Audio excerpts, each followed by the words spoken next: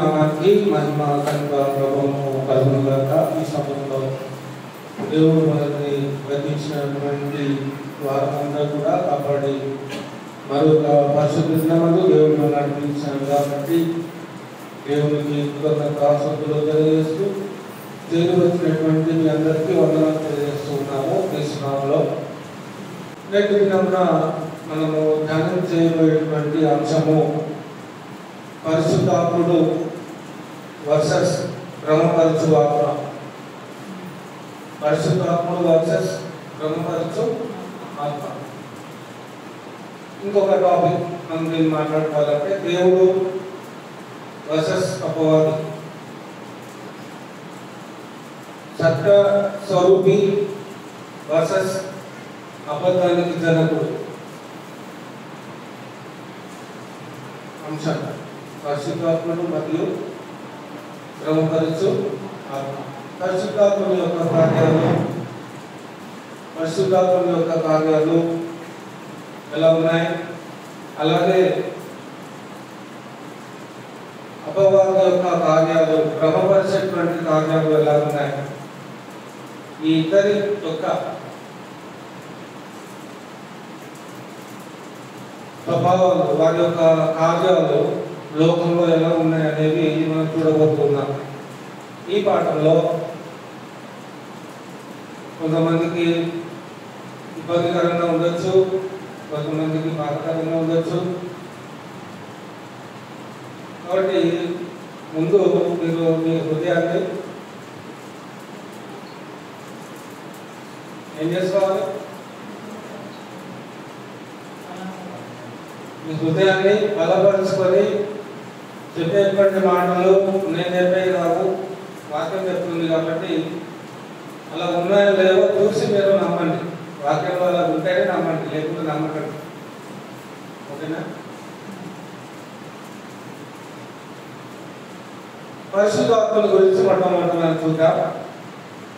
పరిశుద్ధాత్ముడు అనగా ఇంతకుముందు పాఠంలానే ఉంటుంది. ఇది కూడా ఎలా ఉంటుంది? దీనికంటే ముందు మనం ఏం పాఠం నేర్చుకున్నాం?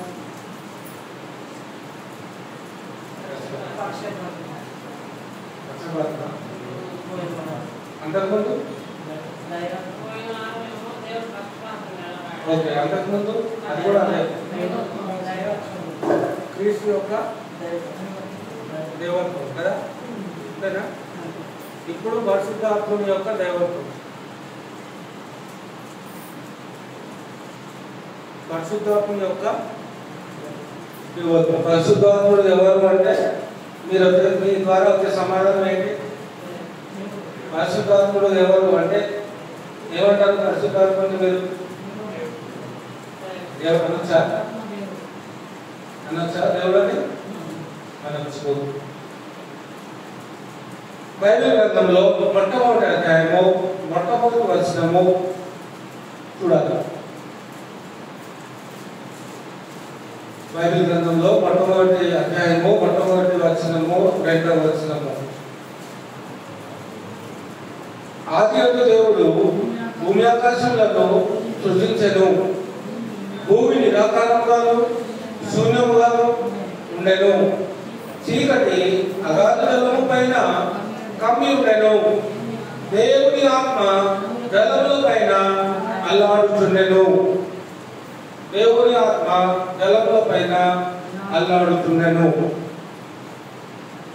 క్రీస్తు గురించి మనము ప్రస్తావించుకున్నప్పుడు, క్రీస్తు యొక్క దేవత్వాన్ని గురించి మనం ప్రస్తావించుకున్నప్పుడు, క్రీస్తు ఎప్పుడున్నాడు, ఎప్పటి నుంచి ఉన్నాడు అని మనం తెలుసుకున్నాం. క్రీస్తు ఎప్పటి నుంచి ఉన్నాడు అని తెలుసుకున్నాం మనం. యోహాను సువార్త 1:1-2 వచనాల్లో ఆదియందు వాక్యం ఉండెను, ఆదియందు వాక్యం ఉండెను, వాక్యము దేవుని వద్ద ఉండెను, వాక్యము దేవుడై ఉండెను. ఇప్పుడు ఆదికాండం 1:2 వచనాల్లో ఏమంటున్నాడు అంటే ఆదియందు దేవుడు భూమి ఆకాశములను సృజించెను. ఆకాశం లేని భూమి శూన్యముగా ఉంది, చీకటి ఉంది. చీకటి మీద అగాధ జలములు ఉన్నాయి. ఆ అగాధ జలముల పైన దేవుడి ఆత్మ అల్లాడుతుంది. అల్లాడుతుంది అంటే చలనము కలిగి ఉంది, జీవం కలిగి ఉంది. దేవుడు పరిశుద్ధాత్మ అనేటువంటి ఈ యొక్క పాఠంలో ఈ పరిశుద్ధాత్ముడు మొట్టమొదట ఎక్కడున్నాడు అంటే సృష్టి సృజించబడక ముందే ఆయన ఉనికిలో ఉన్నాడు అని మనకి ఇక్కడ స్పష్టంగా తెలియజేస్తాము. కొంచెం నా మాటలు కనబడతాయి, అర్థం చేసుకోండి. ఏమైనా డౌట్స్ ఉంటే మళ్ళీ అడగండి, మళ్ళీ నేను చెప్తాను. ఓకేనా? అయితే పరిశుద్ధాత్ముడు సృష్టికి ముందు ఉన్నాడు. ఏమై ఉన్నాడు అనేది మనం ఆలోచన చేస్తే ఆయన దేవుడై ఉన్నాడు అని మొట్టమొదటి వచనం మనకు చెప్తుంది. బైబిల్లో మొట్టమొదటి వచనము, ఆదియందు దేవుడు భూమి ఆకాశములను సృజించాడు. అంటే భూమి ఆకాశం లేనప్పుడు ఆయన ఎలా ఉన్నాడు? ఆత్మగా ఉన్నాడు. భూమి ఆకాశము కలగనప్పుడు ఆయన ఎలా ఉన్నాడు? ఆత్మగా ఉన్నాడు. యోహాను సువార్త 1:1 ఎలా ఉన్నాడు? వాక్యంగా ఉన్నాడు. ఆదికాండం 1:1 ఆత్మగా ఉన్నాడు. యోహాను సువార్త 1:1 వాక్యంగా ఉన్నాడు. ఆ రెండు భావం ఒకటే, దేవుడు. ఆ రెండింటి భావము ఒకటే. అయితే ఈ దేవుడి యొక్క ఆత్మ ఏదైతే ఉందో మరి ఆత్మ ఏం చేసింది అంటే యోబు గ్రంథము 33వ అధ్యాయము 4వ వచనము,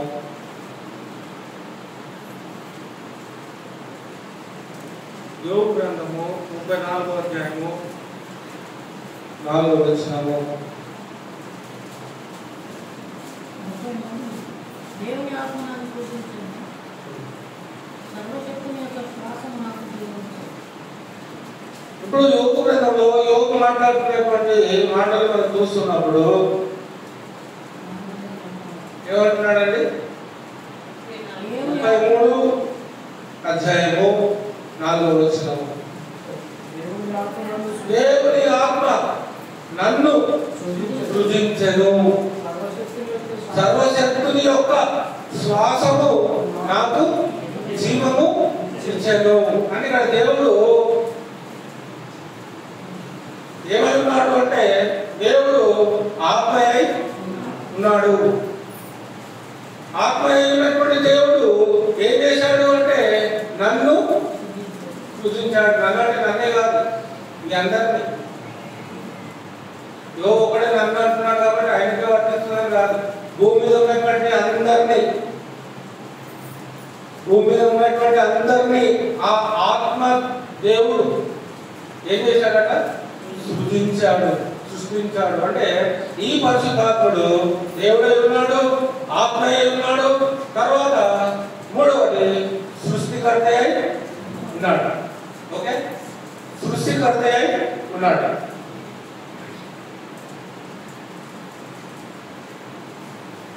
తర్వాత కీర్తనల గ్రంథము 139వ వచనంలో 139వ అధ్యాయంలో మనం చూస్తున్నప్పుడు 7వ వచనంలో ఏమంటున్నాడు? కీర్తన 139 7వ వచనము, నీ ఆత్మ యొద్ద నుండి నేను ఎక్కడికి పోదును, నీ సన్నిధి నుండి నేను ఎక్కడికి పోవుదు, పారిపోవుదు. నేను ఆకాశంలో ఎక్కినను నీవు అక్కడను ఉన్నావు, నేను పాతాళమందు పండుకొనినను నీవు అక్కడను ఉన్నావు, నేను వేకువ రెక్కలు పట్టుకొని సముద్ర దిగంతములలో నివసించినను అక్కడను నీ చెయ్యి నన్ను నడిపించును, నీ కుడి చెయ్యి నన్ను పట్టుకొను. దేవుడు యొక్క ఉనికి, ఆయన బలం, ఆయన శక్తి ఏముంది, ఎలా ఉంది అంటే ఆయన యొద్ద నుండి మనం ఎక్కడికి కూడా వెళ్ళలేనటువంటి పరిస్థితి ఉంది, తప్పించుకోలేనటువంటి పరిస్థితి. నువ్వు ఎక్కడికి వెళ్ళినా కూడా ఆయన అక్కడ ఉంటాడు అనేటువంటి విషయాన్ని గ్రంథకర్త మనకి తెలియజేస్తూ ఉన్నాడు. దేవుడు లేనటువంటి స్థలము ఈ సృష్టిలో ఎక్కడ లేదు. అంటే దేవుడు నివసించని స్థలం, దేవుడు నివసించని స్థలము ఈ సృష్టిలో పలానా స్థలంలో దేవుడు ఉన్నాడు అని చెప్పడానికి ఏమి లేదు. అంతటా ఆయన ఉంటాడు. అది ఆయన యొక్క శక్తి, అది ఆయన యొక్క బలం. ఆయన ఎంత బలవంతుడు అంటే ఈ సృష్టినే తన బలమును బట్టి ఈ సృష్టిని అంతా కూడా ఆయన తయారు చేశాడు. అంత శక్తి కలిగినటువంటి దేవుడు, ఆత్మైనటువంటి దేవుడు. కాబట్టి ఆయన సన్నిధి నుండి మనం తప్పించుకునేటువంటి ప్రయత్నం చేసినా కూడా అది అసాధ్యమే.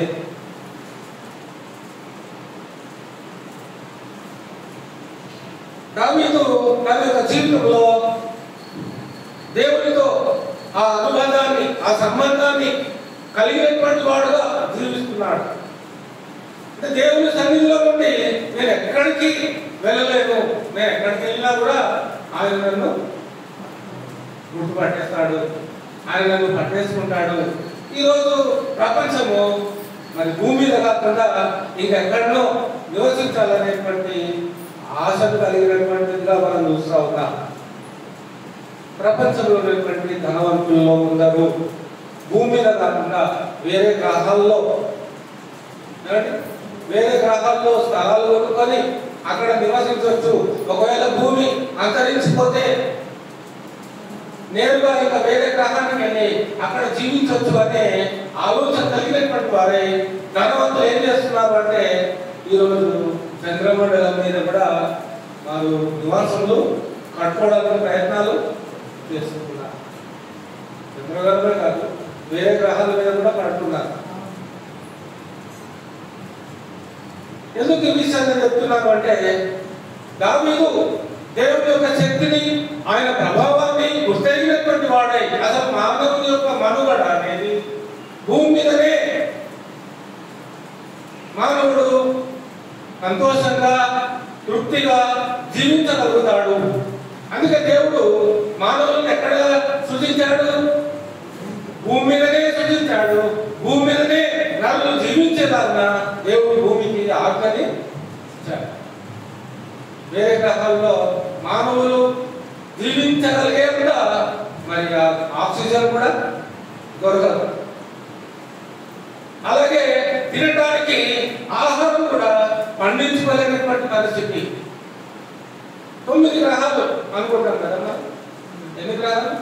9 గ్రహాలు అనుకుంటాం. ఈ 9 గ్రహాల్లో పండించేటువంటి గ్రహం ఏదైనా ఉంది అంటే అది ఒక భూమి ఒక్కటి మాత్రమే.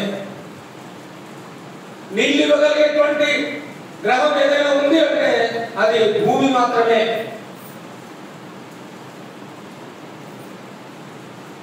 విషయాన్ని కూడా మనము గమనిస్తున్నప్పుడు మరి నిజంగా దేవుడు ఎంత గొప్పవాడు అంటే దేవుడు మనకి భూమి మీద జీవించడానికి అన్ని ఏర్పాట్లని భూమి మీదనే దేవుడు మనకి ఏర్పాటు చేశాడు బ్రతకడానికి.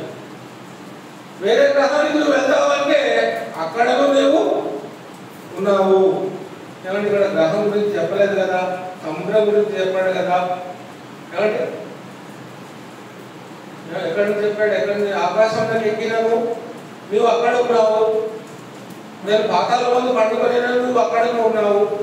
నేను వేకువ రెక్కలు కట్టుకొని సముద్ర దిగంతములలో నివసించినను అక్కడను నీవు ఉన్నావు. ఆకాశం ఎక్కిపోయినాను అంటే ఆకాశంలో నువ్వు ఎక్కినా ఇంకా డైరెక్ట్ కొటేషన్ కావాలంటే ఉపద్య గ్రంథానికి వెళ్ళాలి. ఉపద్య గ్రంథము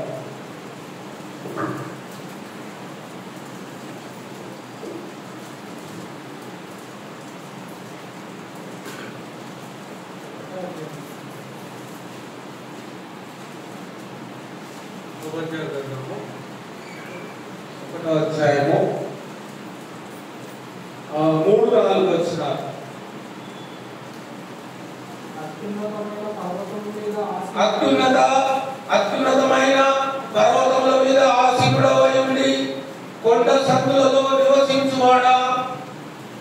నన్ను క్రిందికి పడద్రోయగలవాడు ఎవడని అనుకున్నవాడా?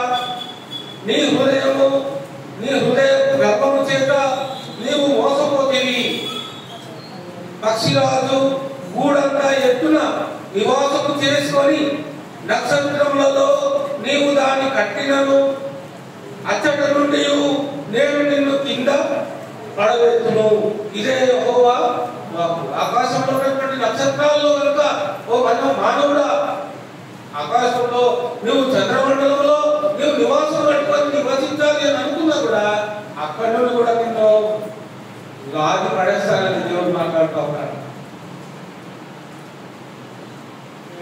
లోకంలో ధనవంతుడైన వాడు ఎంత గొప్ప ధనవంతుడైనా ఆ చంద్రమండలంలో అతడు తన స్థలాన్ని కొనుక్కున్నా, అక్కడ నివాసం కట్టుకున్నా, అక్కడి నుండి కూడా నేను బయటికి లాగుతాను. ఎందుకంటే ఆ చంద్రుడిని సృష్టించింది కూడా ఆయనే. ఇంకా చాలా సందర్భాల్లో దేవుడు ఏం మాట్లాడుతాడంటే ఆకాశం నాది అంటాడు. ఏమంటాడు? ఆకాశము నా సింహాసనము అంటాడు. నాది ఆకాశం అంటాడు. భూమి నాది అంటాడు. భూమి నా పాదపీఠం అంటాడు. ఈ సృష్టి అంతా కూడా ఏం చేసింది అంటూ ఉంటాడు.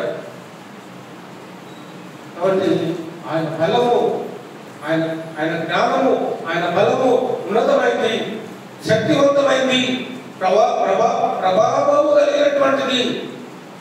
కాబట్టి ఆయన ప్రభావం నుండి, ఆయన శక్తి నుండి, ఆయన జ్ఞానం నుండి మనం ఎక్కడికి తప్పించుకోలేనటువంటి పరిస్థితి లేదు.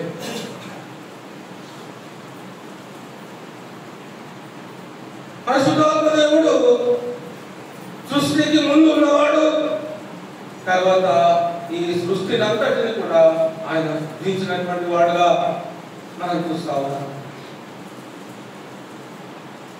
ఇర్మియా గ్రంథము 23వ అధ్యాయము 24వ వచనము ఈ సందర్భంగా మనం చూద్దాము. ఇర్మియా గ్రంథము 23వ అధ్యాయము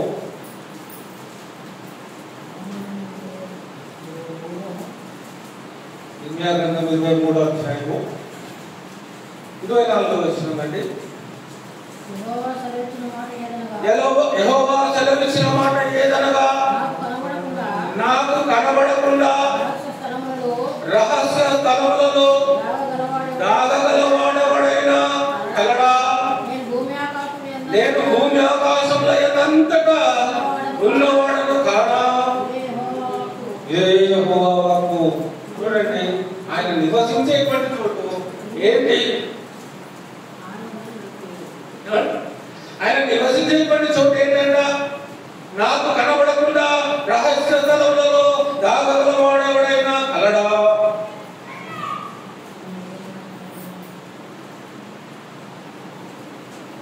మన అంతరంగంలో మనం ఆయన గురించి ఏం ఆలోచిస్తున్నామో కూడా ఆయన పసిగట్టగలడు. మనం ఎక్కడి పోయి నివసిస్తున్నాం ఆయన తెలియదు, అది కాదు. మన అంతరంగంలో మనం ఏం ఆలోచిస్తున్నామో ఆయన పసిగట్టగలడు. అంతే కదా. యూదా ఇస్కరియోతు దగ్గర ఏమంటారు? యేసు, నువ్వు చేసేది త్వరగా చేయి. ఆయన ఎవరు చెప్పారు? యేసుక్రీస్తు దగ్గరికి వచ్చి ఎవరైనా శిష్యులు చెప్పారా? ఇగో ఇస్కరియోతు యూదా చాటుగా దొంగచాటుగా ఆ యాజకుల దగ్గర వెళ్తున్నాడు, వాళ్ళని నలుచుకుంటున్నాడు, వాళ్ళ దగ్గర ఏదో ధనం చేసుకున్నాడు, వాళ్ళ దగ్గర ఏదో మాట ఒప్పుకున్నాడు అని ఎవరైనా చెప్పారు? యేసుక్రీస్తు నువ్వు చేయవలసింది ఏదో త్వరగా చేయి. అదే దేవుడు మాట్లాడుతున్నటువంటి మాటలు మనం ఆలోచన చేస్తూ ఉన్నప్పుడు, నాకు కనబడకుండా రహస్య స్థలంలో దాగగలవాడు ఎవడైనా కలడా అంటే ఎవడు లేడని. భూమి మీద అలాంటి వాడు లేడు. ఇలాంటి వాడు దేవునికి కనబడకుండా జీవించగలిగేటువంటి ఆ శక్తి కలిగేటువంటి మనిషి భూమి మీద ఎవరు లేరు, పుట్టరు కూడా. ఏ మానవుడు ఏం చేసినా కూడా దేవుడు అన్ని గమనిస్తూనే ఉంటాడు, అన్ని చూస్తూనే ఉంటాడు. అంత శక్తి కలిగినటువంటి వాడు దేవుడు. తర్వాత మనం గమనించినట్లయితే సంఘం ప్రారంభమైన తర్వాత బాప్తిజం పొందినటువంటి విశ్వాసులకు అపోస్తుడైనటువంటి పౌలు గారు ఒక ప్రశ్న వేస్తాడు. బాప్తిజం పొందినటువంటి క్రైస్తవులకు అపోస్తుడైనటువంటి పౌలు ఒక ప్రశ్న వేస్తాడు. ఆ ప్రశ్న ఏంటో చూద్దాం. అపోస్తల కార్యము 19వ అధ్యాయము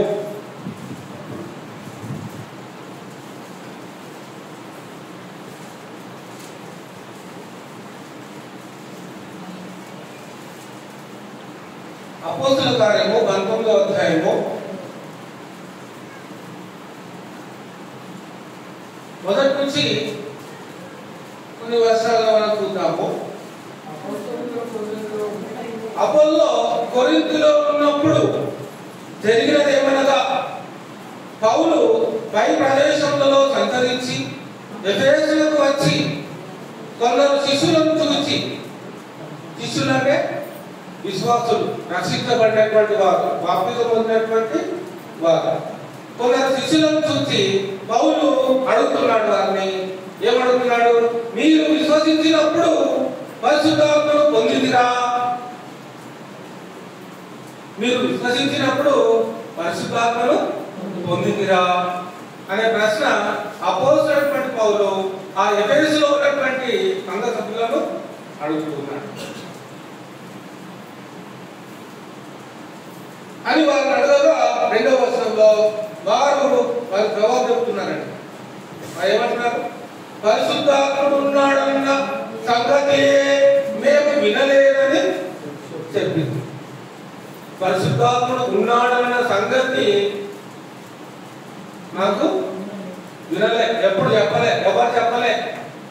రేపు మిమ్మల్ని కూడా దేవుడు ప్రశ్నించినప్పుడు అసలు మా పాస్టర్ గారు పరిశుద్ధాత్మ గురించి నాకు ఏమి చెప్పలే అనడానికి మీకు అవకాశం ఇవ్వండి.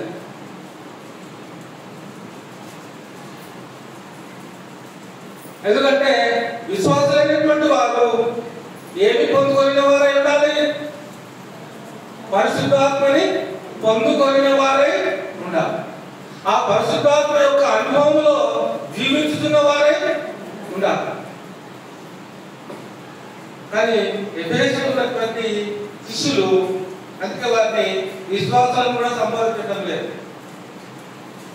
విశ్వాసాలను కూడా సంబోధించడం లేదు. సంబోధన ఎలా చేస్తున్నాడు? శిష్యులు అని సంబోధన చేస్తాడు. వాళ్ళు బాప్తిజం పొందారు, కానీ ఎవరి దగ్గర పొందారు? ఏమండి? యోహాను దగ్గర పొందారు. యోహాను ఇచ్చినటువంటి బాప్తిజము చెల్లుతుందా?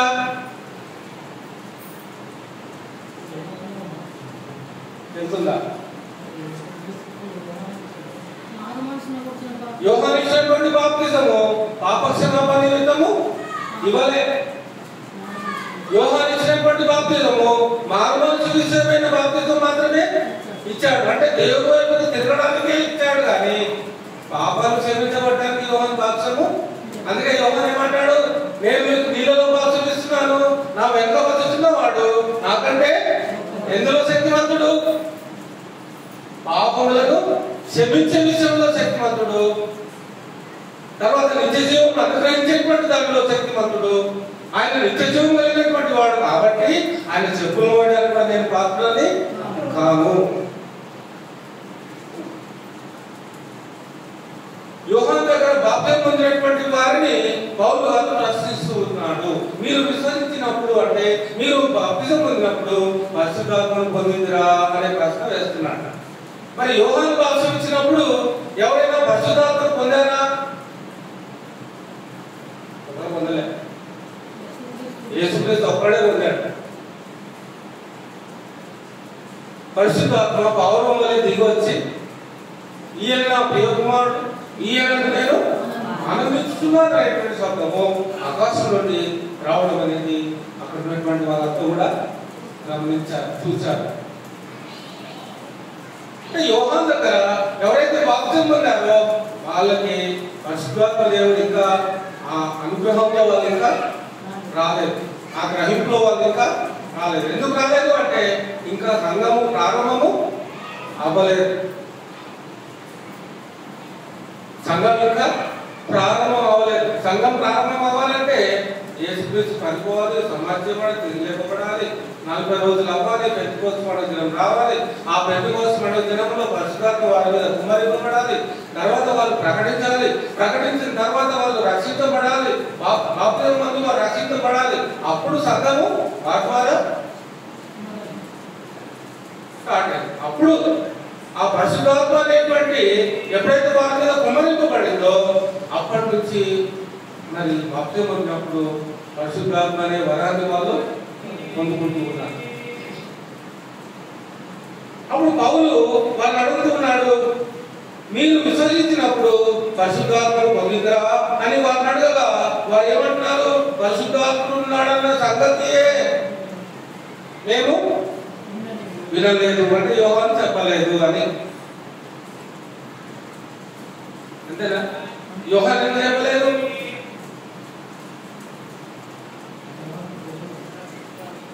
యోహాను ఎందుకు చెప్పలేదు? యోహాను కూడా ఇంకా అప్పటికి దేవుడు చెప్పలేదు. అంతే కదా? యోహానుకి ఏం చెప్పమన్నాడో దేవుడు యోహానుకి ఏం చెప్పమన్నాడో అవే మాటలు యోహాను ప్రజలకి చెప్పాడు. ఎక్స్ట్రా మాటలు ఏం చెప్పలేదు. కానీ ఈరోజు దేవుడు ఏం చెప్పమంటున్నాడో అవి సువార్తికులు దేవుడు ఏం చెప్పమన్నాడో చెప్పాలి. దేవుడు చెప్పని చెప్పొద్దు. కాబట్టి ఇప్పుడు యోహాను గారు దేవుడు ఏం చెప్పన్నాడో అవే చెప్పాడు కాబట్టి ఆయన దగ్గర బాప్తిజం పొందిన వాళ్ళు అవే మాటలు పౌలుకి చెప్తున్నారు. యోహాను మనకి విషయాలు ఏం చెప్పలేదు. పరిశుద్ధాత్ముడు ఉన్నాడన్న సంగతి మాకేమీ తెలియదు. మారుమనసు విషయమైన బాప్తిజం పొందాము అంతేగాని ఈ పరిశుద్ధాత్మ గురించినటువంటి విషయాలు మాకేమీ అంత గ్రహింపు లేదనేటువంటి విషయాలు వాళ్ళు చెప్తా ఉన్నారు. 3వ వచనం చూడండి. అప్పుడు అతడు అంటే పౌలు అలాగైతే మీరు దేనిని బట్టి బాప్తిజం పొందిందని అడగగా వారు యోహాను బాప్తిజమును బట్టి అని చెప్పింది. యోహాను బాప్తిజము బట్టి వారు బాప్తిజమాన్ని పొందారు. ఏంటి యోహాను ఇచ్చినటువంటి బాప్తిజం అంటే మారు మనసు విషయమైన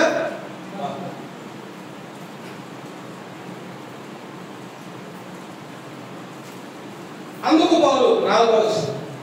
అందుకు పౌలు యోహాను చెప్తున్నాడు. పౌలు కూడా యోహాను ఏం చెప్పాడు?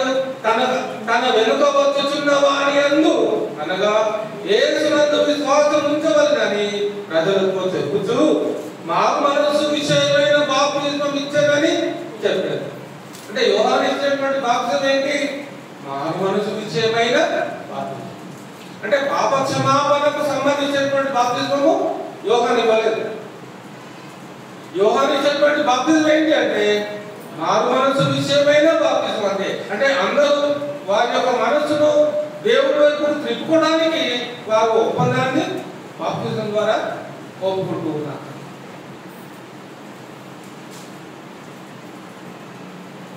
ఐదవ వచనం. వారు ఆ మాటలు విని ప్రభువైన యేసు నామమున బాప్తిజము పొందారు. అంటే ఆల్రెడీ యోహాను దగ్గర బాప్తిజం పొందిన వాళ్ళు ఇక్కడ మరలా ఏం చేస్తున్నారు? అంటే యోహాను దగ్గర బాప్తిజం పొందిన వాళ్ళు మరలా పౌలు దగ్గర ఏం చేస్తున్నారు? ఎందుకు? యోహాను ఇచ్చినటువంటి బాప్తిజము మారుమనసు విషయమైన బాప్తిజం అయితే పౌలు ఇచ్చేటువంటి బాప్తిజము పాప క్షమాపణ నిమిత్తము ఇస్తున్నాడు.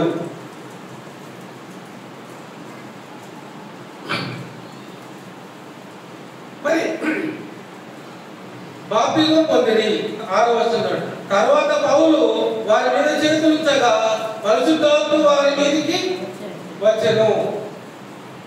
పౌలు వారి మీద చేతులుంచగా పరిశుద్ధాత్మ వారి మీదకి వచ్చెను. అప్పుడు వారు భాషలతో మాట్లాడుటకును ప్రవచించుటకును మొదలు పెట్టింది. వారందరూ ఇంచుమించు 12 పురుషులు. 12 మంది పురుషులు యోహాను దగ్గర బాప్తిజం పొందిన తర్వాత పౌలు గారు వారిని అడిగినప్పుడు పరిశుద్ధాత్ముడు ఉన్నాడన్న సంగతి మాకు తెలియదు అన్నప్పుడు వారికి మరలా సువార్తని కథకించి వారు మరలా నిజమైనటువంటి పాప క్షమాపణ నిమిత్తము వారిని మళ్ళా రక్షణలోకి నడిపించాలని వారిని ఈ బాప్తిస్మం వారికి పౌలుగా ఇచ్చారు. అప్పుడు వారి పాపాలు క్షమించబడ్డాయి. దాని తర్వాత వారు పరిశుద్ధాత్మని పొందుకున్నారు. పరిశుద్ధాత్మని పొందుకున్న తర్వాత వాళ్ళు అన్య భాషలతో మాట్లాడుతూ ఉన్నారు, ప్రవచిస్తూ ఉన్నారు.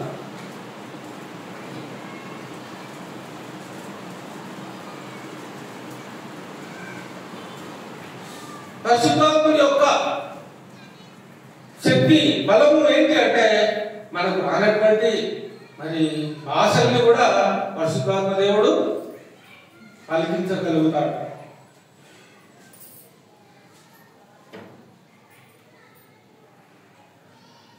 ఇప్పుడు అప్పటికి ఇప్పటికి ఉన్నటువంటి వ్యత్యాసం ఏంటి అంటే అప్పుడు మరి భాషలు ఎన్నున్నప్పటికీ కూడా దానిని తర్జుమా చేయగలిగేటువంటి పరిస్థితి లేదు. ఎవరి భాష వాళ్ళకే వస్తుంది, ఎవరి భాష వాళ్ళకే వస్తుంది. ఇప్పుడు కూడా మనకి మా అంటే 2 భాషలు 3 భాషలు వస్తుండొచ్చు. ఎన్ని భాషలు వస్తాయి మనకి? తెలుగు, హిందీ, ఇంగ్లీష్.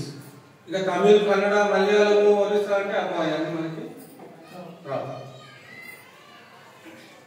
చెప్పాలనుకుంటున్నటువంటి విషయం ఏంటంటే మొదటి శతాబ్ద కాలంలో భాషలు అనేవి మాట్లాడారు. పరిశుద్ధాత్మను వాళ్ళు పొందుకొని అన్య భాషలు వాళ్ళు మాట్లాడారు. అన్య భాషలు అంటే దేవుడు మాట్లాడే భాషలు కాదు, దేవదూతలు మాట్లాడే భాషలు కాదు.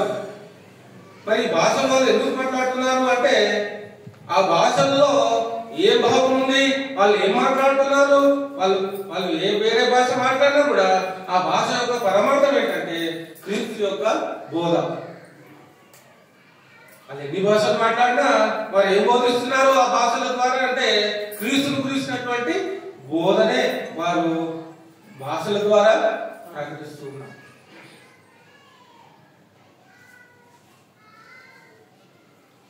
మరి ఈరోజు కూడా చాలా మంది భాషలు ముందే చెప్పాను, మీకు ఉండే ధైర్యం తెచ్చుకోండి. ముందే ఈరోజు కూడా సువార్తలు ఏం చేస్తున్నారు?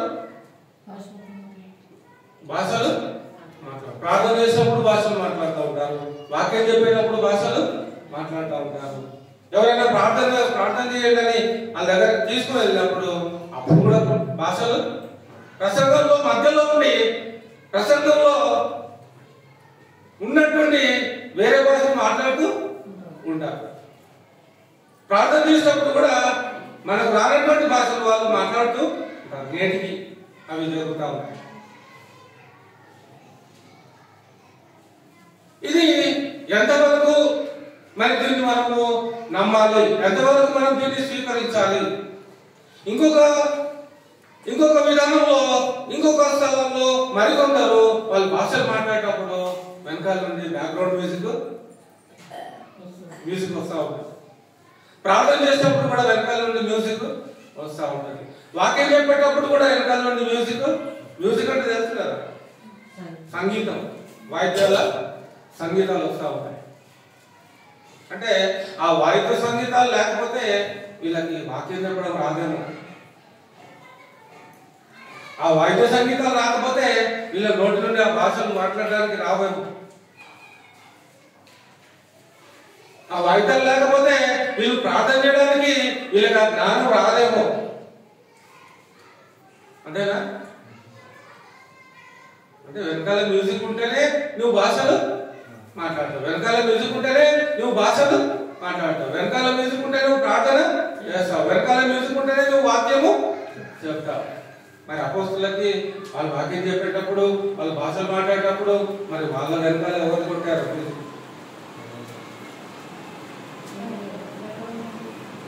యేసుక్రీస్తు ఎన్ని రోజులు అంటే ఆ కొండ మీద ప్రసంగం దాదాపు 4 రోజులు ఆ కొండ మీద ప్రసంగించినప్పుడు మరి యేసుక్రీస్తు వెనకాల ఉండి మ్యూజిక్ కొట్టింది ఎవరో?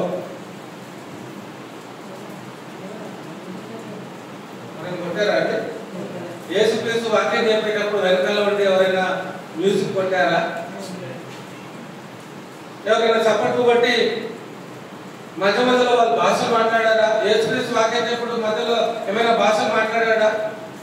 ఉన్నటువంటి వేరే భాషలు ఏమైనా మాట్లాడాడా? యేసుక్రీస్తు ప్రభువు ప్రార్థన చేసేటప్పుడు వేరే భాషలు ఏమైనా మాట్లాడాడా?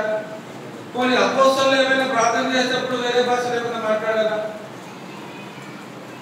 వాళ్ళకి ఎదుటి వారికి ఏ భాష అయితే అర్థమవుతుందో అదే భాషతో వాళ్ళు మాట్లాడారు. మళ్ళీ చెప్తున్నాం, ఎదుటి వారికి ఏ భాష అయితే అర్థమవుతుందో అదే భాషలో వాళ్ళు మాట్లాడారు.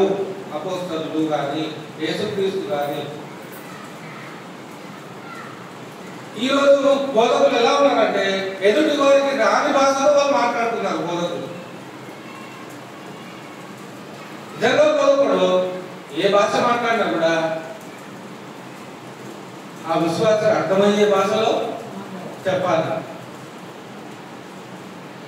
ఆ విశ్వాసం అర్థమయ్యే భాషలో చెప్పాలి. ఇప్పుడు పరిశుద్ధాత్ముడు అనేటువంటి ఒక పాఠంలో పరిశుద్ధాత్ముడు మరియు బ్రహ్మపరచు ఆత్మ. చాలా మంది ఏమనుకుంటారు అంటే భాషలు మాట్లాడుతూ ఉంటే మరి ఈయన మీకు పరిశుద్ధాత్మ వచ్చేసింది అని అనుకుంటా ఉంటారు. నేనైతే బ్రహ్మపరచు ఆత్మ వచ్చింది అని అనుకుంటాను. ఉన్నట్టుండి ఎవరైనా భాషలు మాట్లాడుతూ ఉంటే వారి మీదకి దురాత్మ వచ్చింది అని నేను అనుకుంటాను.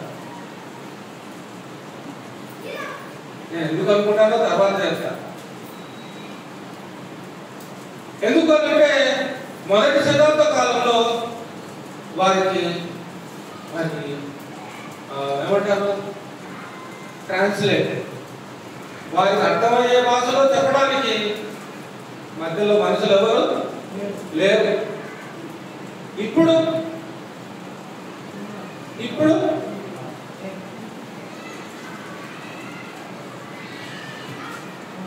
మీ ఫోన్లో గూగుల్లో ట్రాన్స్లేట్ అని కొట్టండి.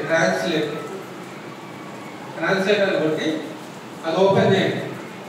మీరు ఏ లాంగ్వేజ్ లో అక్కడ మీరు ఇచ్చిన తెలుగులో దాని అర్థం ఏంటో చెప్తారు. ఏ లాంగ్వేజ్ ఇచ్చినా చూసారు ఎప్పుడైనా ట్రాన్స్లేట్ గూగుల్ ట్రాన్స్లేట్ అనే ఆప్షన్ ఉంటుంది. అందులో ప్రపంచంలో అంటే ఉనికిలో ఉన్నటువంటి ఏ భాష అయినా తీసుకో, ఆ భాషని నువ్వు అందులో వేసి దాన్ని తెలుగులో తర్జుమా చేస్తే ఆ భాషకి ఆ పదానికి తెలుగులో అర్థమేంటో చెప్తారు. మరి ఇలాంటి ఫెసిలిటీ మొదటి శతాబ్ద కాలంలో ఇలాంటి ఫెసిలిటీ లేదు. మరి అలాంటప్పుడు ఎవరు చెప్పాలి వాళ్ళకి అర్థమయ్యే భాషలో? చెప్పండి. ఇప్పుడు మనమే ఉన్నాం, మరేమో కదా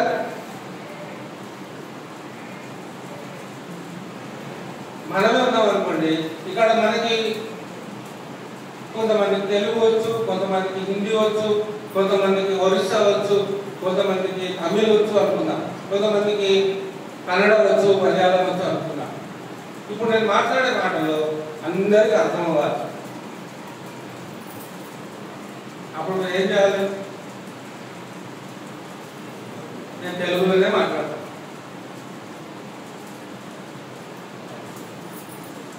మీకు తెలుగు అర్థం కాదు. కొంతమందికి తెలుగు అర్థం అవుతుంది, కొంతమందికి తెలుగు అర్థం కాదు.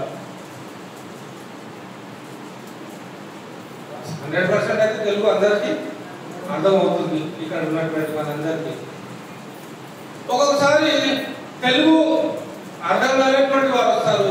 అప్పుడు వాళ్ళకి అర్థమయ్యే భాషలో చెప్పాలి. వస్తే చెప్తాం, రాకపోతే చెప్పలేము. పరిశుద్ధాత్మ దేవుడు సంఘం ప్రారంభమైనటువంటి మొదటి శతాబ్ద కాలంలో వారికి అర్థమయ్యేటువంటి భాషలో మరి వారికి ఆ జ్ఞానాన్ని, ఆ పరిశుద్ధాత్మ యొక్క ప్రభావం వారి మీద ఉంచి వారికి ఏ భాషలో చెప్తే అర్థమవుతుందో ఆ భాషనే పరిశుద్ధాత్మ దేవుడు వారికి మాట్లాడేటట్టుగా చేశాడు. అర్థమవుతుందండి? అర్థమవుతుందా? ఇప్పుడు భాషలు మాట్లాడుతున్నారు అంటే మరి పక్కన దాని అర్థం చెప్పిన వారు కూడా ఉండాలి. ఎందుకంటే నువ్వు ఏ భాష మాట్లాడినా ఎవరి గురించి మాట్లాడుతున్నావు అని సృష్టికర్త అయినటువంటి దేవుని గురించి నువ్వు మాట్లాడుతున్నావని. మరి సృష్టికర్త అయినటువంటి దేవుని గురించి మాట్లాడేటప్పుడు ఆయన చూసేటువంటి మాటలు తెలియనటువంటి వారికి నువ్వు చెప్పాలా వద్దా? ఇప్పుడు మీ అందరికీ తెలుగు వచ్చు, నేను సీరియస్ గా తమిళ్ మాట్లాడుతూ ఉన్నాను అనుకోండి, తమిళ్లో వాక్యం చెప్తా ఉన్నాను అనుకోండి, అబ్బా ఇంత బాగా చెప్తున్నాడండి అంటారా?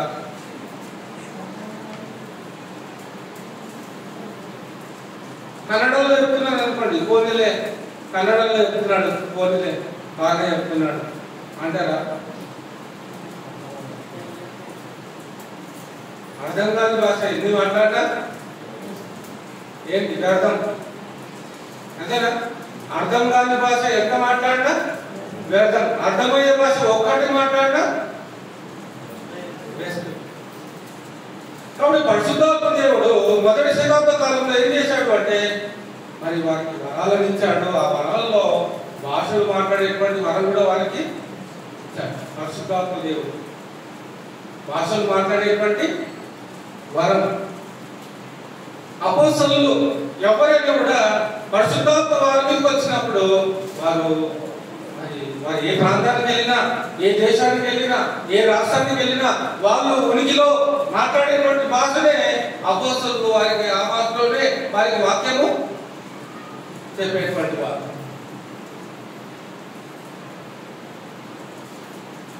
కాబట్టి గమనించవలసినటువంటి విషయం ఏంటంటే కొన్ని సంఘాల్లో భాషలు మాట్లాడితేనే నీకు పరిశుద్ధాత్మ దేవుడు ఉన్నట్టు అని అంటూ ఉంటారు. నువ్వు భాషలు మాట్లాడితేనే పరిశుద్ధాత్మ దేవుడు నీలో ఉన్నాడు అని నమ్ముతూ ఉంటారు. నువ్వు భాషలు మాట్లాడకపోతే పరిశుద్ధాత్మ నీలో లేడు అంటూ ఉంటారు. ఒకరు వస్తారని ఎక్స్పెక్ట్ చేసినా రాలేదు. ఇదేంటంటే నిజంగా దేవుడు మనల్ని ప్రేమిస్తే మనకు అర్థమయ్యే భాషలు ఆయన మనకి చెప్పాలా వద్దా? ఏమండి? నిజంగా దేవుడు మనల్ని ప్రేమిస్తే మనకు అర్థమయ్యే భాషలో దేవుడు మనకి చెప్పాలి. అందుకే ఈరోజు బైబిల్ దాదాపు అన్ని లాంగ్వేజెస్ లో కూడా బైబిల్ ఈరోజు ప్రింట్ అయి ఉంది. అన్ని భాషలు అలాంటి భాషలో ఇంకా బైబిల్ ముద్రించబడలేదు అనడానికి లేకుండా పోయింది. అంటే అన్ని భాషల్లో బైబిల్ ముద్రించబడేది. ఏ గ్రంథం కూడా ఈరోజు అన్ని భాషల్లో ముద్రించబడలేదు. ఒక బైబిల్ ఒకటే అన్ని భాషల్లో ముద్రించబడేది. అంటే దేవుడు ఎందుకు ఇలా చేశాడు? ఆ భాషల వరాలే ఇచ్చి ఒకే భాషను పెట్టేస్తే అయిపోతుంది కదా. ఫస్ట్ బైబిల్ ఏ భాషలో రాయబడింది? పాత నిబంధన ఏ భాషలో రాయబడింది? హెబ్రూ భాషలో. పాత నిబంధన హెబ్రూ భాషలో రాయబడింది. కొత్త నిబంధనలో ఏ భాషలో రాయబడింది? గ్రీకు భాషలో రాయబడింది. మరి అదే భాషల్లో దేవుడు పెట్టేయచ్చు కదా. అదే భాషలో దేవుడు పెట్టేస్తే ఈ రోజు బైబిల్ అందరికీ అర్థమయ్యే విధంగా ఉండకపోయేది. ఈ రోజు బైబిల్ అందరి కుటుంబాల్లో, అన్ని దేశాల్లో, అన్ని భాషలు మాట్లాడేటువంటి వారు అందరి వాళ్ళలో ఈ రోజు బైబిల్ ఉంది అంటే దేవుడు నిన్ను ప్రేమిస్తున్నాడు అనే కమాండ్ దాని ద్వారా దేవుడు నీకు ఇస్తూ ఉన్నాడు.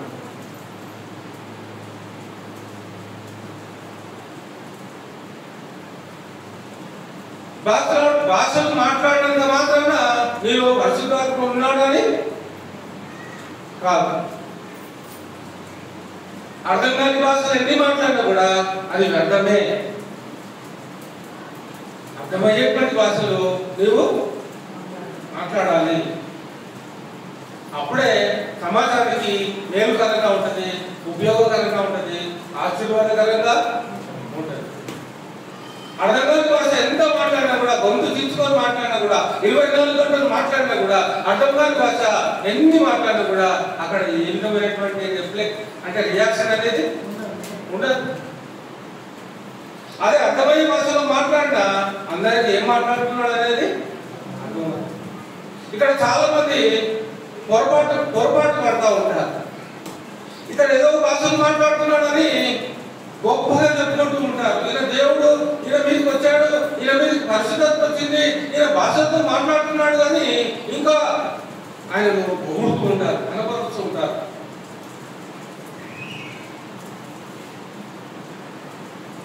అది పరిశుద్ధాత్మ దేవుని యొక్క పని కాదు.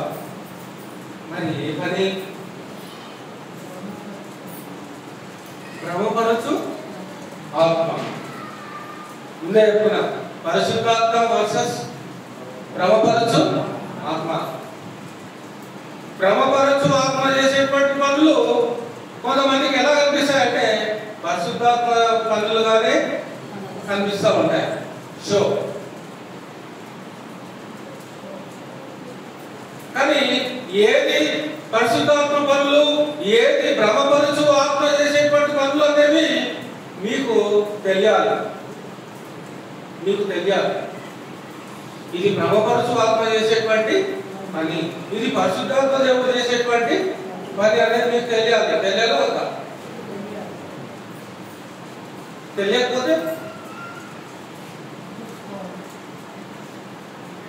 తెలియకపోతే నష్టం ఎవరికి? తెలియకపోతే నష్టం ఎవరు?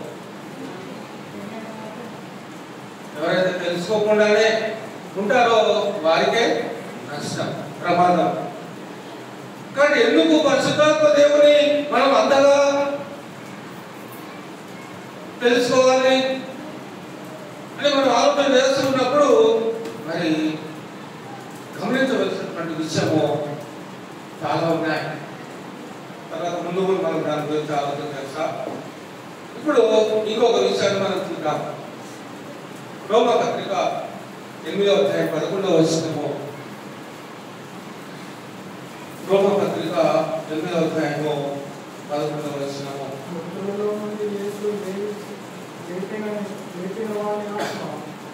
మృతుల్లో నుండి యేసును లేపిన వాని ఆత్మ. మృతుల్లో నుండి యేసును లేపిన వాని ఆత్మ అంటే యేసును మృతులలో నుండి లేపింది ఒక శక్తి ఉంది అని చూపిస్తున్నాడు. యేసును మృతులలో నుండి లేపిన శక్తి ఒకటి ఉంది. ఆ శక్తి పేరేంటి? ఆత్మ. యేసును మృతులలో నుండి ఒక శక్తి కలిగినటువంటి ఆత్మ లేపిందంట. మళ్ళీ చెప్తున్నా, మృతులలో నుండి ఒక ఆత్మ యేసుక్రీస్తుని లేపింది. ఆత్మ ఏంటి? ఆత్మ ఎవరనుకుంటున్నారు? పరిశుద్ధాత్మనే. యేసును మృతులలో నుండి లేపినటువంటి ఆత్మ ఏంటి అంటే పరిశుద్ధాత్మ. ఇప్పుడు ఆ ఆత్మ ఏం చేయాలి? 2వ లైన్ లో మనం చూస్తున్నప్పుడు మృతుల్లో నుండి క్రీస్తు యేసును లేపిన వాడు చావునకు లోనైన మీ శరీరములను కూడా మీలో నివసించుచున్న తన ఆత్మ ద్వారా జీవింపజేయు. అంటే మృతులలో నుండి యేసుక్రీస్తును ఏ ఆత్మ అయితే లేపాడో అదే ఆత్మ క్రీస్తునందు విశ్వాసం ఉంచడం ద్వారా అదే ఆత్మను మీరు కనుక పొందగలిగి ఉన్నట్లయితే, ఆ ఆత్మను మీరు కలిగి ఉండగలిగినట్లయితే మరి మీరు మరణించినా కూడా క్రీస్తును ఏ ఆత్మ అయితే లేపిందో అదే ఆత్మ ఆయనను విశ్వసించేటువంటి వారిని కూడా మరణించినా కూడా లేపుతాడు. అర్థమవుతుందా? అర్థం కాదు. యేసుక్రీస్తును మృతులలో నుండి ఒక శక్తి కలిగినటువంటి ఆత్మ, పరిశుద్ధాత్మ లేపాడు. ఇప్పుడు యేసుక్రీస్తునందు విశ్వాసం ఉంచినటువంటి మనము చనిపోతే అదే ఆత్మ మనల్ని కూడా లేపాలి. లేపాలి అంటే మనలో ఏముండాలి?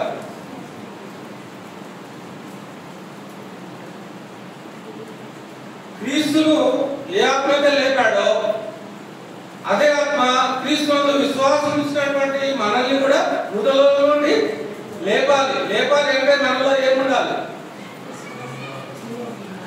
పరిశుద్ధాత్మ వరము ఉండాలి. పరిశుద్ధాత్మ అనే వరం లేకపోతే మనం లేపబడము. లేపబడతామేమో కానీ కొంచెం సేపే, దాని తర్వాత మళ్ళీ నరకానికి వెళ్ళిపోతాం. ఆ తీర్పు సమయంలోనే కొంచెం బ్రేక్ ఉంటుంది, తర్వాత మళ్ళీ అసలైన నరకం అనేది అక్కడ ఏంటి అనేది అక్కడ మనకి తెలుస్తాం. కాబట్టి మృతులలో నుండి ఏ ఆత్మ అయితే క్రీస్తు లేపాడో అదే ఆత్మ నీలో నాలో వరముగా ఉండేటట్టుగా మనం చూసుకోవాలి. తప్పు జారి భ్రమపరచు ఆత్మ కనుక మనలో ఉంటే, తప్పు జారి మనలో భ్రమపరిచేటువంటి ఆత్మ కనుక ఉంటే మనం మృతులముగానే మిగిలిపోతాం. మృతులముగానే ఆయన కన్నుల్లో మిగిలిపోతాం. లేకపోతే మరి మనం లేకపోవడం. ఒకసారి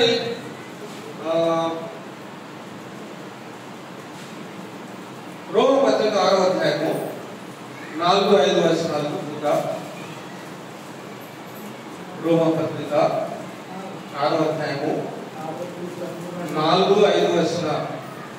కాబట్టి తండ్రివైన క్రీస్తు మృతులలో నుండి ఎలాగో లేపబడెనో అలాగే మనము నూతన జీవం పొందిన వారిని నడుచుకున్నట్లును మనము బాప్తిసం వలన మరణంలోను పొందుటకై ఆయనతో కూడా పాతిపెట్టబడింది. మరియు ఆయన మరణము యొక్క సాదృశ్యమునందు ఆయనతో ఐక్యము గలవారమైన యెడల ఆయన పునరుత్థానము యొక్క సాదృశ్యమును ఆయనతో ఐక్యం గలవారమై ఉండును. రోమ పత్రికలో 6వ అధ్యాయము 4-5 వచనాలు మనం చదువుతున్నప్పుడు, కాబట్టి బైబిల్ చూడండి. కాబట్టి తండ్రి మహిమ వలన క్రీస్తు మృతులలో నుండి ఎలాగూ లేపబడెనో అలాగే మనమును నూతన జీవము పొందిన వారమై నడుచుకున్నట్లు మనము బాప్తిస్మము వలన మరణములో పాల్పొందుటకై ఆయనతో కూడా పాతిపెట్టబడితిమి. మరియు ఆయన మరణము యొక్క సాదృశ్యమందు ఆయనతో ఐక్యం గలవారమైన యెడల ఆయన పునరుత్థానం యొక్క శక్తి సాదృశ్యమందు పునరుత్థానం యొక్క సాదృశ్యమందును ఆయనతో ఐక్యం గలవారమై ఉందుము. ఆయన మరణంలో మనం పాల్పంచుకోవాలి, ఆయన సమాధిలో మనం పాల్పంచుకోవాలి, ఆయన పునరుత్థానంలో మనం పాల్పంచుకోవాలి. దేవుని యొక్క ఆత్మ ఒక వ్యక్తి ఎప్పుడు సంపాదించుకోగలుగుతాడు అంటే క్రీస్తు యొక్క బోధలో, ఆయన మరణంలో, ఆయన సమాధిలో, ఆయన పునరుత్థానంలో ఎప్పుడైతే పాలిభాగస్తుడు అవుతాడో. పాలిభాగస్తుడు అంటే అర్థమవుతుందా? పాలిభాగస్తుడు క్రీస్తు నీకోసం నా కోసము మరణించాడు, సమాధి చేపట్టాడు, తిరిగి మృతులలో నుండి లేపబడ్డాడు. ఆయన మరణంలో, ఆయన సమాధిలో, ఆయన పునరుత్థానంలో ఆ సాదృశ్యమందు మనము బాప్తిస్మం ద్వారా మన పాపాలను క్షమించుకోవాలి. మన పాపాలు ఎప్పుడైతే క్షమించబడతాయో ఆ బాప్తిస్మము బట్టి, ఆ అంగీకారాన్ని బట్టి దేవుడు తన ఆత్మను మనలో వరముగా చేస్తాడు. తన ఆత్మను మనలో వరంగా ఇస్తాడు. ఎప్పుడైతే ఆ వరాన్ని మనకి ఇస్తాడో ఆ వరాన్ని మనము జీవిత కాలం అంతా కూడా కాపాడుకోవాల్సిన వరంగా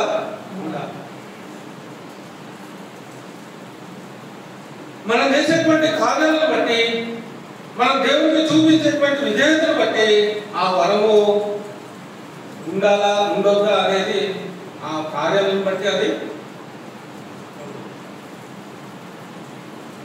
ఎందుకంటే యేసుక్రీస్తు ప్రభు వారి జీవితంలో ఎప్పుడైతే ఆయన పరిశుద్ధాత్మ ద్వారా బాప్తిజం పొందిన వెంటనే ఆ ఒడ్డుకు రాగానే ఆ పౌరు వలె ఆయన మీదకి పరిశుద్ధాత్మ దిగి రావడము, మరి అక్కడ దేవుడు వారితో ఏం మాట్లాడుతున్నాడు? అక్కడ ఆయన దేవుడు అంటే ఈయన నా ప్రియ కుమారుడు, ఈయనలో నేను.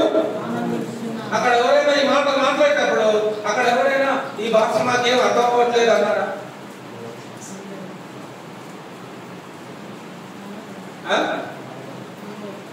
వీళ్ళు ఏం భాష మాట్లాడుతున్నారో మాకు అర్థం అవ్వట్లేదు అని ఎవరైనా అన్నారా? ఎవరైనా. కానీ ఇప్పుడు అనాల్సి వస్తుంది. వాళ్ళు ఏం భాష మాట్లాడుతున్నారో మనకి అర్థం అవ్వట్లేదు అనాల్సి వస్తుంది. కానీ అక్కడ దేవుడు మాట్లాడేటువంటి మాటలు మాత్రం అందరికీ అర్థమయ్యాయి. అది పరిశుద్ధాత్మ యొక్క స్వభావము, భ్రమపరచు ఆత్మ యొక్క స్వభావం. పరిశుద్ధాత్మ యొక్క స్వభావం ఏంటి అంటే ఆయన మాట్లాడితే అందరికీ అర్థమవుతుంది. భ్రమపరచు ఆత్మ మాట్లాడితే వాడు మాట్లాడితే అక్కడ ఉన్నటువంటి వాళ్ళకి ఎవ్వరికి అర్థం కాదు. మీరు తెలుసుకోండి, ఏది బ్రహ్మపరచు ఆత్మలో ఏది పరిశుద్ధాత్మ అనేది మీరు డిసైడ్ చేసుకోండి. నేను చెప్పిన ఓకే, మీకు అర్థమయ్యే భాషలో మాట్లాడుతున్నాడు అంటే అది పరిశుద్ధాత్మ. అది దేనికి అర్థమయ్యే భాష మాట్లాడాలి? మళ్ళీ ఈ బైబిల్ ఏ అర్థాన్ని ఇస్తుందో అదే అర్థాన్ని చెప్పేటువంటి వాడై బోధించాలి. ఈ బైబిల్లో దేవుడు ఏ అర్థంతో దేవుడు మనకి బైబిల్ రాశాడో అదే అర్థాన్ని మీకు చెప్పేవాడే. వాడు ఏ భాషతో చెప్పినా ఇందులో ఉన్నదే చెప్పాలి. అర్థమవుతుందా? ఇందులో ఉన్నదే చెప్పాలి, ఇందులో ఉన్నటువంటి భావమే చెప్పాలి, ఇందులో ఉన్నటువంటి ఉద్దేశమే చెప్పాలి. ఇందులో లేనిది కనుక చెప్పాడో వాడే భ్రమపరచు ఆత్మ. నేను చెప్పే మాటలు ఇందులో ఉంటేనే మీరు నమ్మండి. నేను చెప్పే మాటల్లో లేకపోతే నన్ను కూడా మీరు నమ్మాల్సిన పని లేదు. భ్రమపరచు ఆత్మ అంటే దాని అర్థమే భ్రమ. ఏమండి? భ్రమ అంటే దాని అర్థం ఏంటండి? అయోమయపు పరిస్థితి, ఏమీ తెలియనటువంటి పరిస్థితి, మోసపోయేటువంటి పరిస్థితి. ఇంకా ముందుకు వస్తాయి ఈ విషయాలన్నీ కూడా మనకి. ఇప్పుడు ఓన్లీ హెడ్ లైన్స్ మాత్రమే చదువుకుంటున్నాం. Only headlines. ఈ టాపిక్ యొక్క ఓన్లీ హెడ్ లైన్స్ 4 పేజీలు 5 పేజీలు 4 రోజులు సిద్ధం చేస్తే 5 పేజీలు అయింది. ఇంకా 1 పేజీ కూడా కాదు. తర్వాత హెబ్రీ పత్రిక 9వ అధ్యాయం 14వ వచనము మనం చూద్దామండి. హెబ్రీ పత్రిక 9వ అధ్యాయం 14వ వచనము.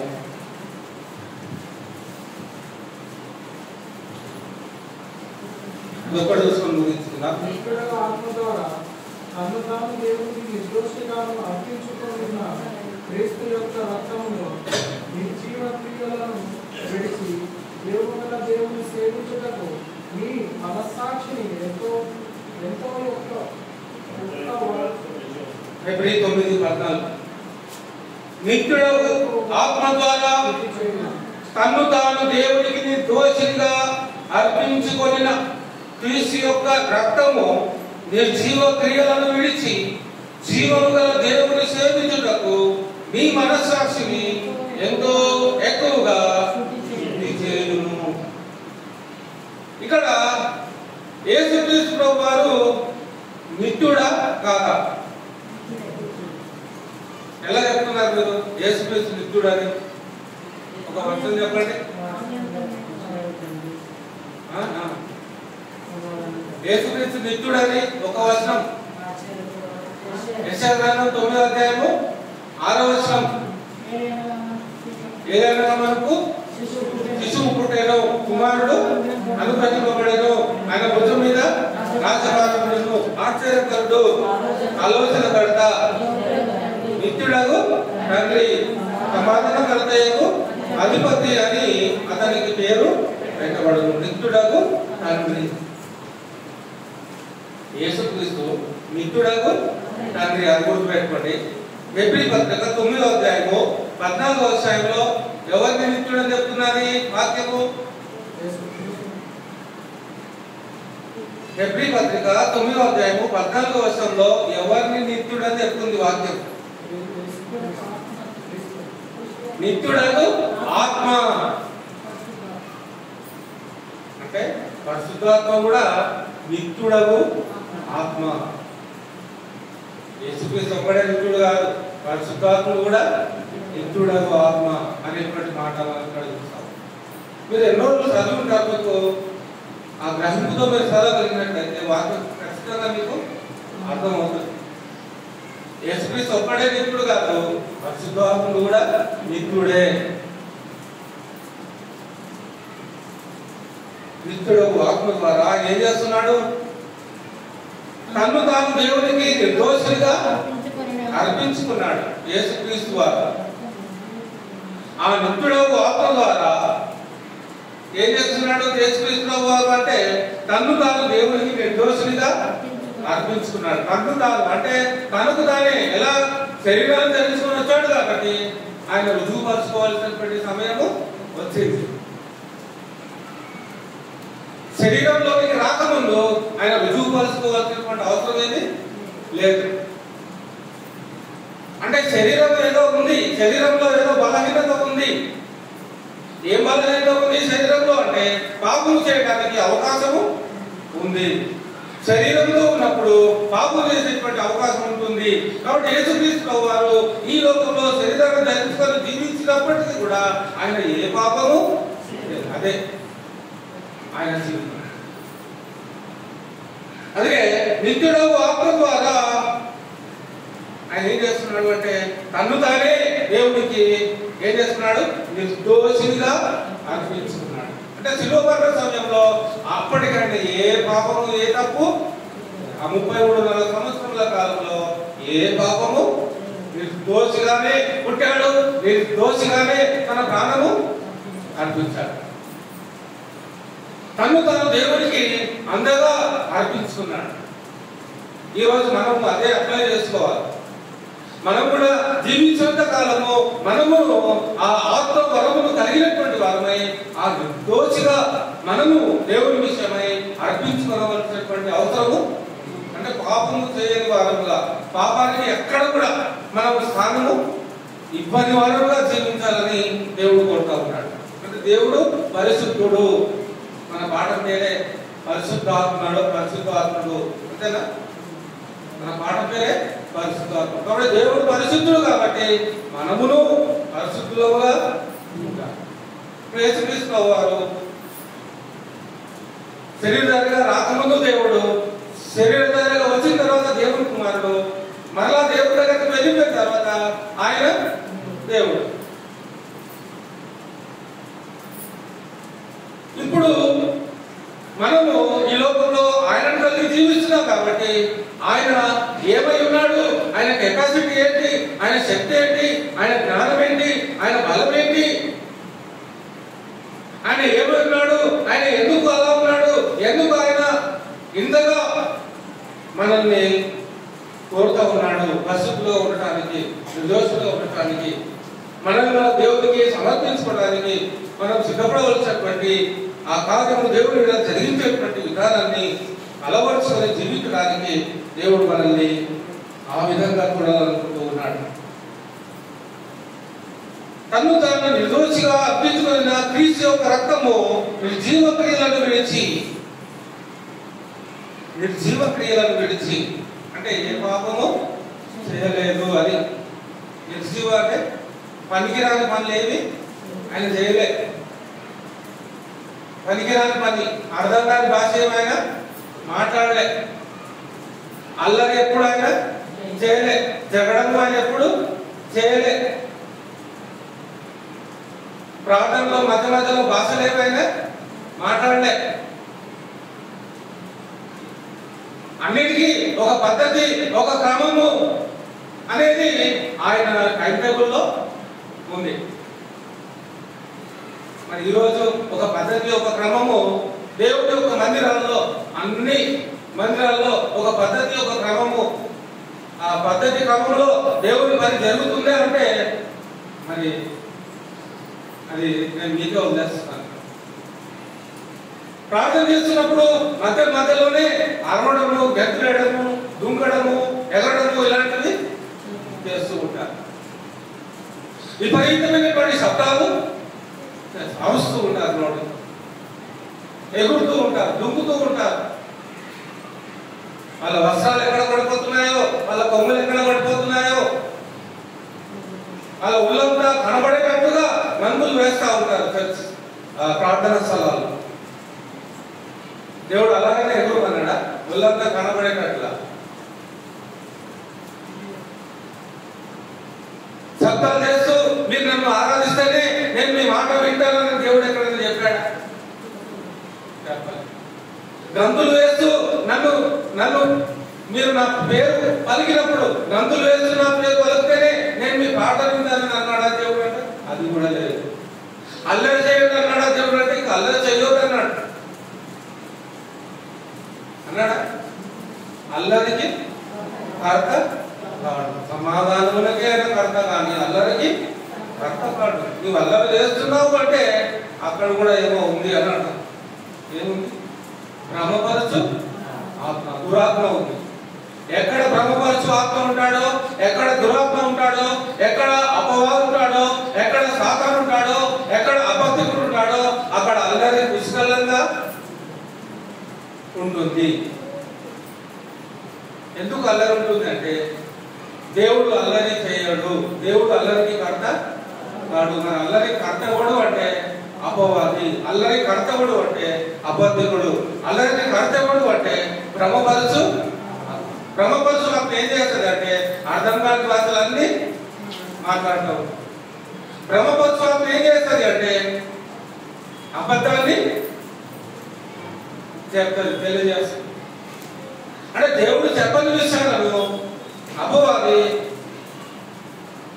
అబద్ధికుడు ఏం చేస్తాడు? దేవుడు చెప్పని విషయాలు చెప్తాడు అపవాది. ఆదములకు దేవుడు చెప్పని విషయాలు చెప్పింది అపవాది. దేవుడు చెప్పని విషయాలను చెప్పిందా లేదా? చెప్పిందా లేదా? అక్కడే మనకు తెలిసిపోతుంది కదా దేవుడి ఆలోచన ఎలా ఉంది, ఆ భ్రమపరిచేటువంటి ఆత్మ ప్రేరణ ఎలా ఉంది. భ్రమపరిచేటువంటి ఆత్మకు ఆత్మ పడిపోయారు. భ్రమపరిచే ఆత్మ వలన వాళ్ళు మోసపోయారు. ఏదో చేసేద్దాం అనుకున్నారు, దేవుడి దగ్గర ఏదో షో చేసేద్దాం అనుకున్నారు, దేవుడికి ఏదో కొత్తగా చూపించడం అనుకున్నారు. తమ జ్ఞానంతో, తమ శక్తితో, తమ బలంతో, తమ బుద్ధితో, తమ ప్రవర్తనతో దేవుడికి ఏదో కొత్తగా చూపించాలనుకున్నారు. దేవుడు ఏదైతే చూడొద్దు అనుకున్నాడో అదే ఆదాము దేవుడికి చూసేటట్లుగా చేశారు. ఇప్పుడు కూడా అలాగే జరుగుతుంది సంఘాల్లో. దేవుడు ఏదైతే కోరుకోవట్లేదో అదే విషయాలను దేవుడు చూసేటట్లుగా, దేవుడు మరి బాధపడేటట్లుగా సంఘాల్లో విశ్వాసులు అలాంటి కార్యాలు అల్లరి చేయడము, భాషలు మాట్లాడటము. భాషలు మాట్లాడాల్సినటువంటి అవసరం ఏది లేదు. నువ్వు పరిశుద్ధాత్మలో కనుక నువ్వు నింపబడిన వాడవైతే నువ్వు భాషను మాట్లాడొచ్చు, తప్పు లేదు. కానీ పౌలు గారు ఏమంటారు అంటే ఒకవేళ నువ్వు సంఘంలో భాషను మాట్లాడాలనుకుంటే నీ పక్కన దాన్ని అర్థం చెప్పేవాడు కూడా ఉండాలి అని చెప్తా ఉన్నాడు. మనకు తెలియదు అందులో భాషను మాట్లాడేవాళ్ళకి ఉందా మాట. బైబిల్లో నేనే చెప్తున్నాను. మొదటి కొరింథీ పత్రిక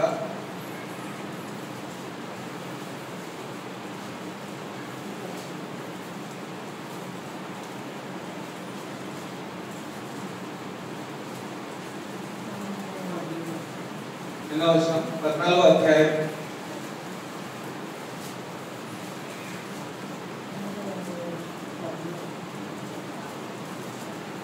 14 5వ వచనం.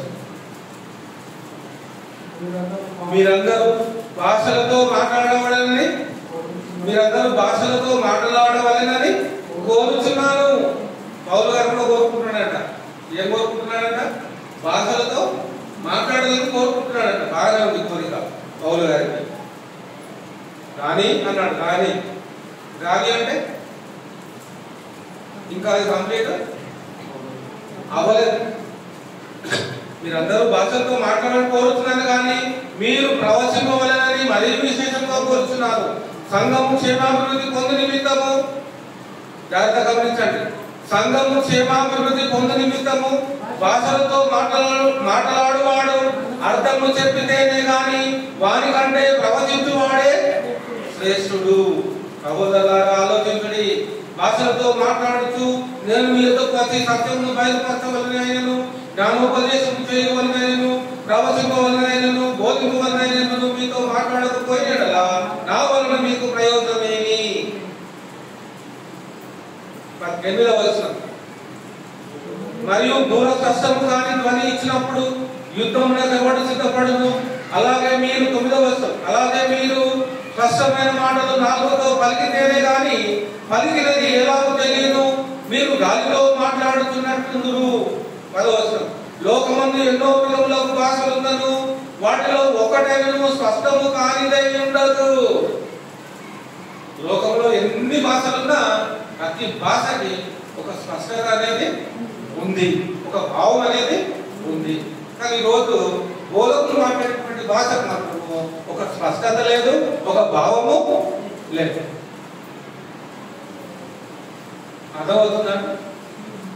అర్థమవుతుంది. బోధకులు మాట్లాడేటువంటి భాషకి స్పష్టత లేకపోయినా, భావం లేకపోయినా అతడు మాట్లాడేటువంటి భాష దేవుడి భాష కాదు. మరి ఏ భాష? బ్రహ్మపరుచు ఆత్మ ద్వారా ప్రేరేపింపబడినటువంటి భాష. అది ప్రయోజనము కానటువంటి భాష. అది మనల్ని నరకానికి తీసుకొని వెళ్ళేటువంటి భాష. ఇంతకంటే క్లియర్గా చెప్పలేదు.